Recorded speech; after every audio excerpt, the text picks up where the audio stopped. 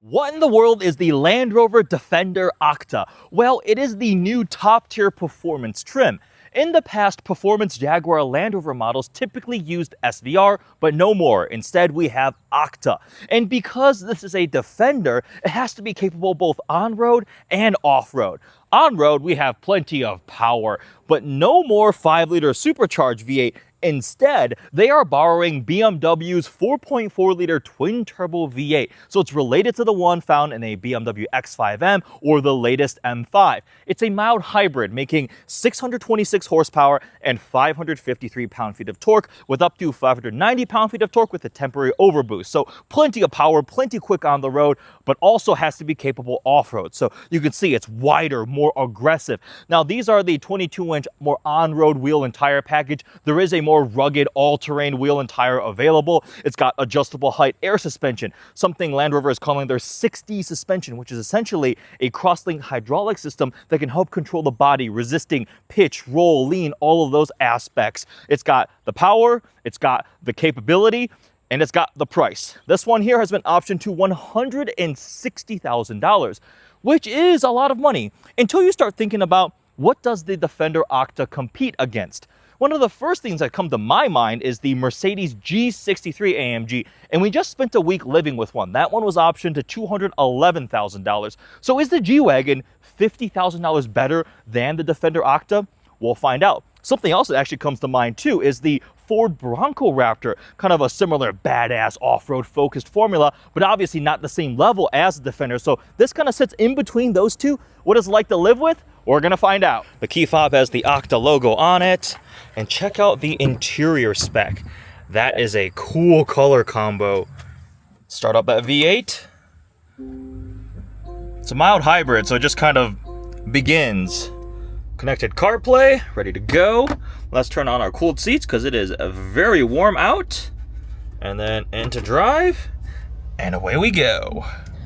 Well, that's pretty bad. That's pretty much a full tank of gas and it's showing 206 miles to empty.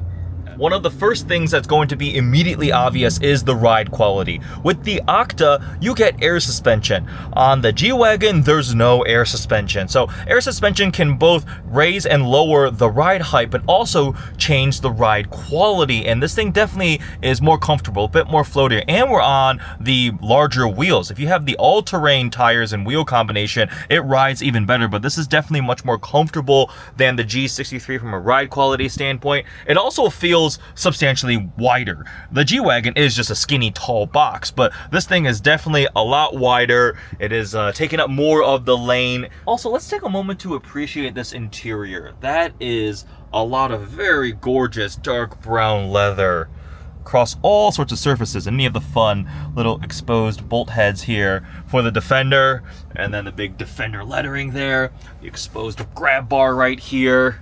I do like the latest generation Defender. And I've driven a lot of different flavors of the modern day Defender. 110, 90, the V8 one, the inline 6 one. It comes in a lot of different formulas. But this one here is the new top of the line beastly OCTA. The powertrains feel surprisingly different between this and the G63, even though they're both twin-turbo V8s, mild hybrid. This is a 4.4 borrowed from BMW. Mercedes with the AMG has a 4-liter. They're both mild hybrids now, but the horsepower and torque numbers are almost like mirrored. They're flipped. The latest G63 is 577 horsepower and 627 pound-feet of torque. This Defender is 626 horsepower and 553 pound-feet of torque. So mid to high 500s is the torque figure versus the power figure, and you see it's like vice versa, it gets split. And I think the G-Wagon definitely feels much more torquier down low. This is a little bit more of a peakier engine. This is supposed to, the Defender is supposed to like overboost to 590 pound-feet of torque, but very different feeling twin-turbo V8 applications. Also, a moment of silence for the 5-liter supercharged V8 from Jag Land Rover. It looks like they're phasing that away and going to the BMW twin-turbo V8. That was a great engine. It had so much character, the noise, the power delivery. I loved it, and everything from a Range Rover SVR to the F-Pace SVR, F-Types, and on and on. I don't think I had enough arm strength for that. So one thing is, this opens the wrong direction. It's opposite of the one in the G-Wagon. Similar kind, yeah. The G-Wagon is hinged this way, so if you're like parked on the side of the street, you know, you park on the right-hand side, the curb's there. Yeah. The door is going to be like blocking you. It's like a tent tarp little covering. It's all floppy. Oh look, we have a 180 watt outlet right there. That's convenient. Let's see. Oh, that's just the glass on the back. Very different from the G-Wagon for sure, but you have the full-size spare without the cover, so you can see the design of the wheel. See you later, Z06. This thing is so wide, it requires the triple running lights, just like a TRX or a Raptor. And this one actually has factory matte PPF film to give it the satin finish look. So what's the difference between this one and the one that we had for our wedding week? That was a Range Rover. So Range Rover is like super luxurious autobiography, floaty air suspension. Defender's like a different pillar. It's like the more off-road focused one. Okay. We've had a couple Defenders. This seems more sporty. Yes. Well, this one has the Octa, is like the hardcore off-road on-road beast. This one has a BMW source twin turbo V8, and it's got all the fun things. It has 6D suspension, and you're about to experience body and soul seats. What does that mean? Body and soul? Body and soul. Oh, body and soul. Yeah, wow. The seats vibrate to the music. Oh, interesting. Yeah. Okay. Your expression was priceless. All right, we're doing a cold start. Just kind of begins. Let's go into Octa mode. Very different sound from the 5-liter supercharged V8. So check this out. They're called body and soul seats. We don't have conventional massage seats. Instead, the seats can like do music amplification, and it's very, very interesting. I'm excited to see how you feel about the body and soul seats. I've already been playing around with them. It's like subwoofer amplification, and I have them on level 1 because anything more than that, it's a little too much. But actually, let's start in the middle, just for Angel's first time. It's like those seats at the movie theater, you know, the fancy seats that move with the movement. They don't quite move, but they'll vibrate. They shake, they vibrate, yeah. Not quite to that extent. I think this is more just the vibration amplification of it. If they moved, I think that would freak people out. But there's also a wellness one. We'll play around with that later. Let's try the body and soul seats. Do you want your seat cooled, honey? It is hot outside. Yeah, sure. All right, so we rotate this way. There's your cooled seat. Cooled seat. I could be mean and turn your heated seat on. Please do not do that. That's a thing we used to do, pranking each other on like road trips. You'd try to turn on the other person's heated seat and see if they notice, especially when it's hot out. And like 5 minutes, they'd be like, "Oh my God, why is my butt so hot?" Wait, a prank with you and who? Like me and Ben when we used to take his F-Type on trips, or like just any other friend. Parker and I used to do it all the time. Just you do it without them noticing, and all of a sudden their back and butt is all sweaty. This road by the lake is very, very narrow. Like there's not even lane markers. You need to be very careful when you're in a wider vehicle, especially something like this. And oh boy, oncoming large truck. They just stopped. So you're gonna be careful not to either curb the wheel or run something over. And this thing definitely feels pretty wide. It's nearly 3 inches wider than a regular Defender. It's not quite as wide feeling as a TRX or a Raptor, but it definitely has a good amount of girth, those fender flares. And it's functional, right? Because it's got a wider track for all the off-road shenanigans. A lot of things are getting crazy wide. Bronco Raptor, Ranger Raptor actually a little more reasonable. A 4x4 square, the Hummer, 100%. The Hummer is an absolute behemoth. Okay, so that's interesting, because the sound, you heard the rumble outside on cold start, and there's like the burbles when you let off, but under load, the throttle sound, I don't know if it's amplified through the speakers, it doesn't sound as V80 as I thought it would be. It's very, very different from the BMW X5M or an M5 where they pulled the engine from. I think Land Rover did. Intake exhaust is their custom one, but obviously the engine itself is going to be sourced from BMW. It almost sounds EcoBoost Raptor-like a V6, which is a really weird thing to say about a V8. My friend John said the same thing. He was actually one. I was like, it sounds kind of restricted. He goes, it sounds like an EcoBoost V6 Raptor. And I'm like, you're right. That's weird.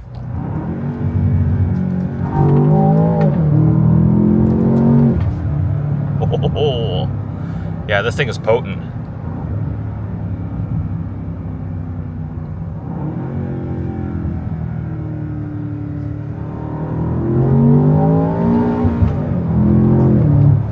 All right, into Octa mode.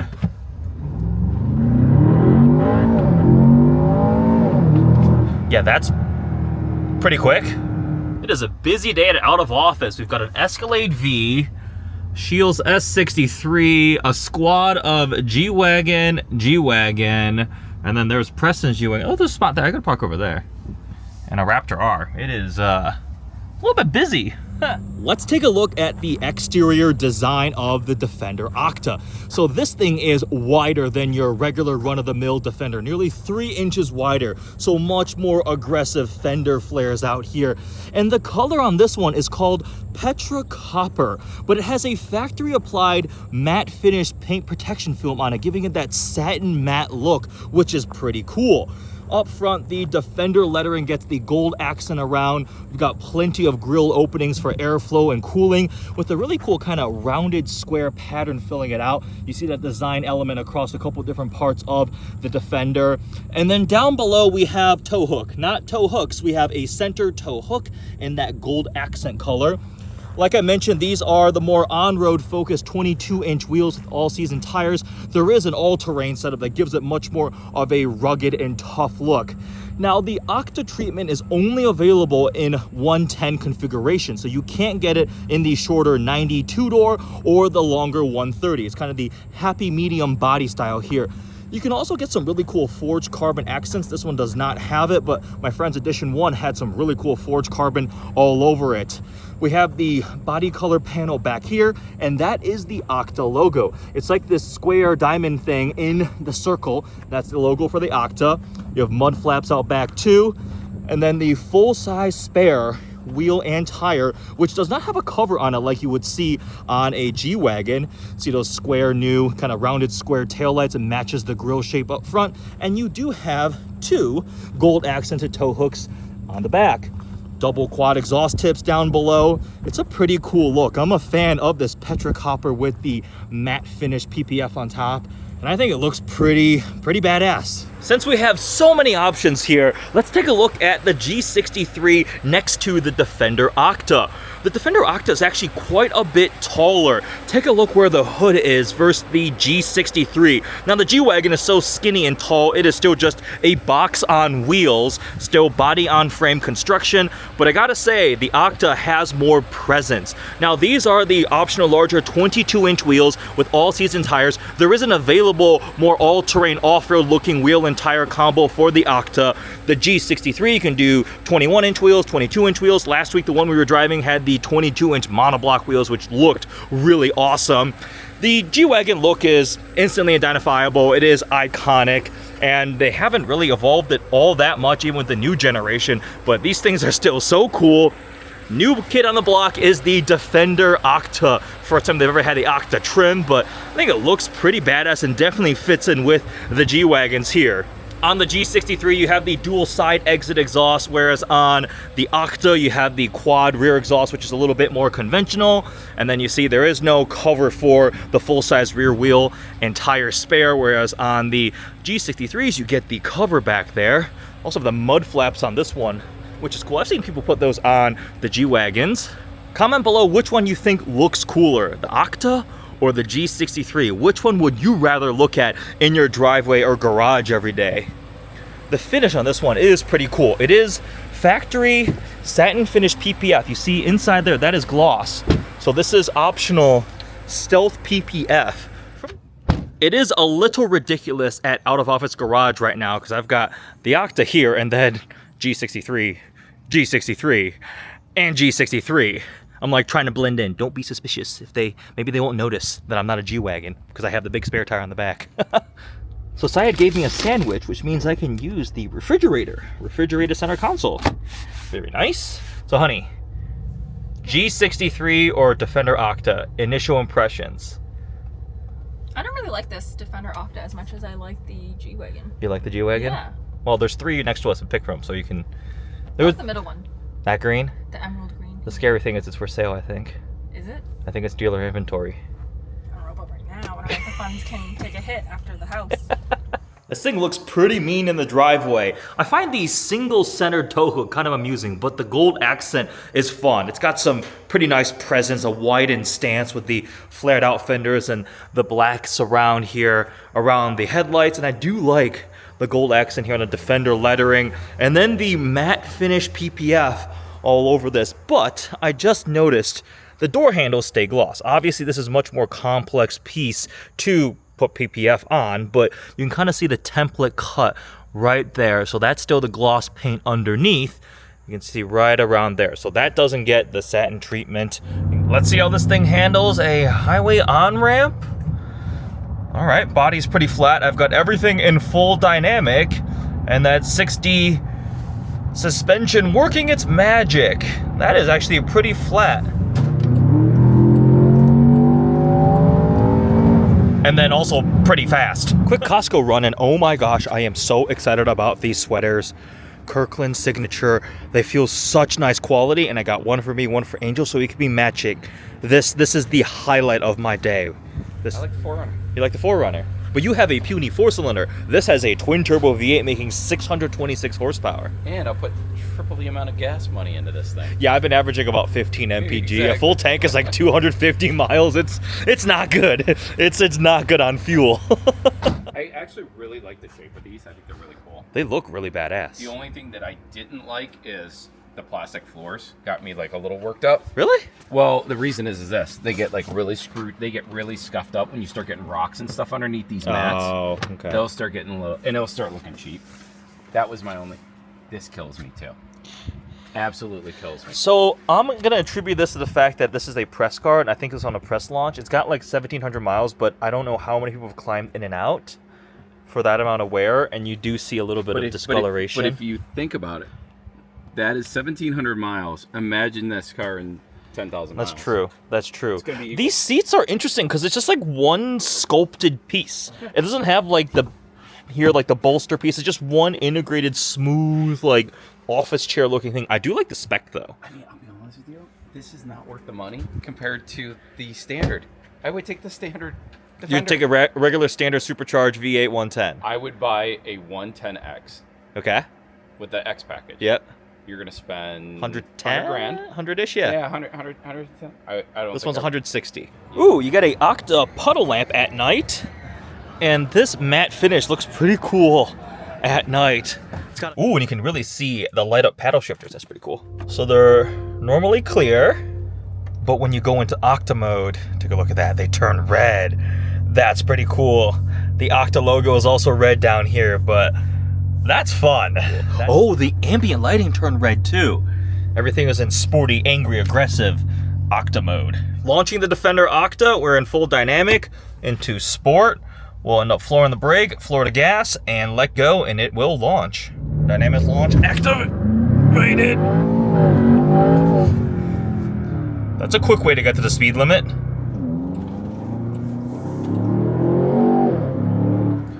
Let's do a bit of driving and talk about what it's been like to live with the Octa this week.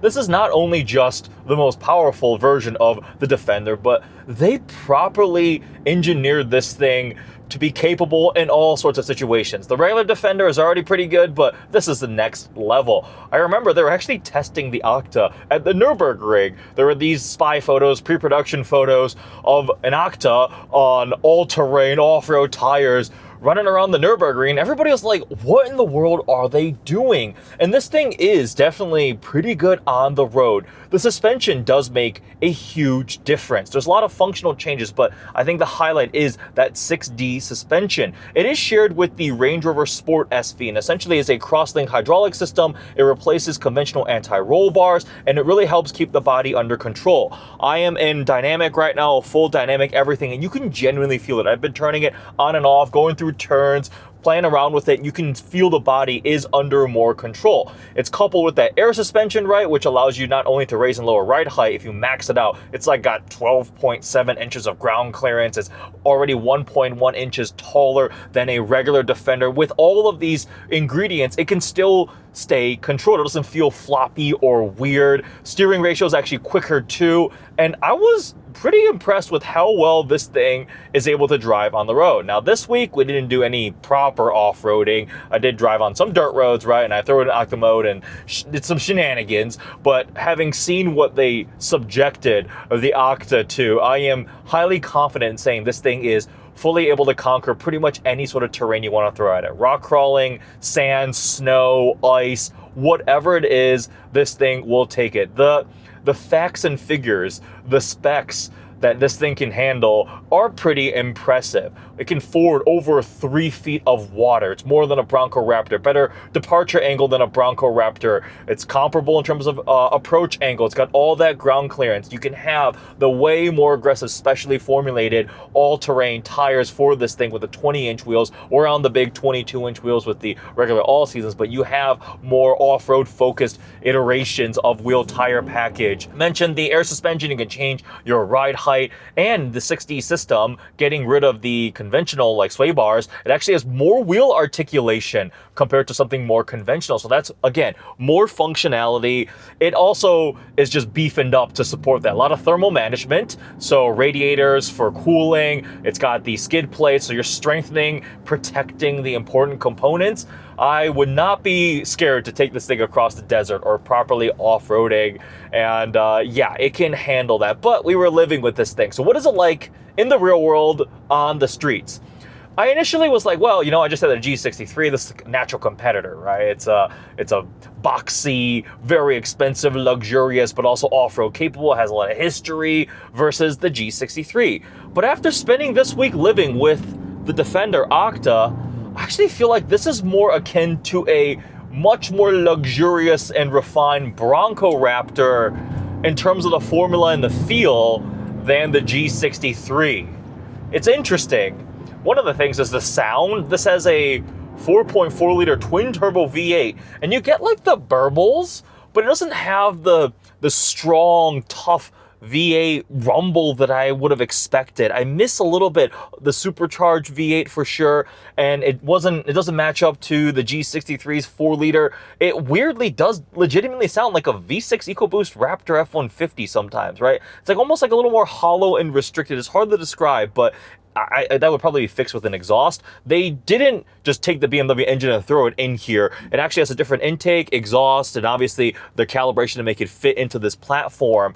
But it's a little bit of a shame the 5 liter's gone. It definitely makes healthy power though, because in the regular Defender V8, it's 518 horsepower, 462 pound-feet of torque, and here we're at 626 horsepower and 590 pound-feet of torque when you're in that temporary overboost. So it's definitely quick. They say 0 to 60 in under 4 seconds. If you get the all-terrain tires, the off-road tires, though, you're limited to 99 miles an hour top speed. This one will go faster. I cannot confirm nor deny if I was able to verify that. Hope you guys enjoyed this vlog living with the Defender OCTA. Check out my video where I compared one of these to the G63 along with my video on the G63. Thanks for watching.